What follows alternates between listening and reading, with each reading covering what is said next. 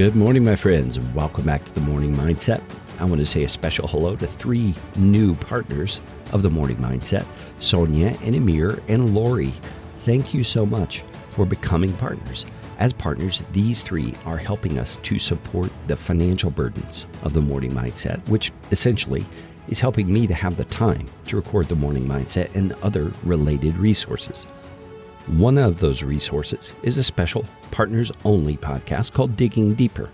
If you'd like to find out more about how to become a partner, you can go to careygreen.com and find out all the details. Well, today we get to find out what the meaning of this dream was that God gave to King Nebuchadnezzar. And we're doing so through the eyes of the biblical character Daniel, because we're very interested in Daniel. Daniel is a young man who walked with the Lord, and as a result, experienced all kinds of amazing things by God's hand. And so here in the book of Daniel, chapter number 2, Daniel is about to reveal to the king the meaning of this bizarre dream he had. Now, the dream was of a giant statue with a head of gold, a body of silver, legs and such of bronze. The feet and the feet were clay and lead, and then this giant rock that no human hand had carved flies out of the sky, hits the statue and shatters it to pieces, and the rock grows up into a mountain. Okay, now that is what Daniel is about to interpret. He says, "You, O king, the King of kings, to whom the God of heaven has given the kingdom, the power and the might and the glory, and into whose hand he has given, wherever they dwell, the children of man, the beasts of the field, and the birds of the heavens, making you rule over them all. You are the head of gold."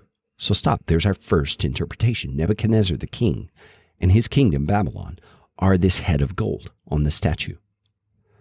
"Another kingdom inferior to you shall rise after you, and yet a third kingdom of bronze, which shall rule over all the earth." So there he just introduced 2 kingdoms, the silver and then the bronze is 2 more kingdoms to come after Nebuchadnezzar's kingdom.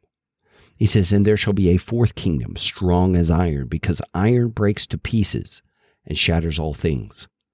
And like iron that crushes, it shall break and crush all of these. And as you saw, the feet and toes, partly of potter's clay and partly of iron, it shall be a divided kingdom.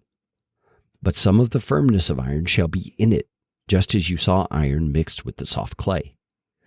And as the toes of the feet were partly of iron and partly clay, so the kingdom shall be partly strong and partly brittle. As you saw the iron mixed with soft clay, so they will mix with one another in marriage, but they will not hold together, just as iron does not mix with clay. And in the days of those kings, the God of heaven will set up a kingdom that shall never be destroyed, nor shall the kingdom be left to another people. It shall break in pieces all these kingdoms and bring them to an end, and it shall stand forever. Just as you saw that a stone was cut from a mountain by no human hand, and that it broke in pieces the iron, the bronze, the clay, the silver, and the gold. A great God has made known to the king what shall be after this. The dream is certain, and its interpretation sure." Now, what can happen sometimes when we read an interpretation of a dream like this is we can get all caught up, first off, trying to calculate, historically speaking, who are all these kingdoms that Daniel's saying these parts of the statue represent. Let's figure that out. Let's understand what he's talking about. And that's important. Don't get me wrong. We will get there. But I think, first of all, we need to go back and we need to look at the foundation upon which this interpretation came. I mentioned it yesterday. The foundation is Daniel's relationship with God. Daniel was walking so closely with God.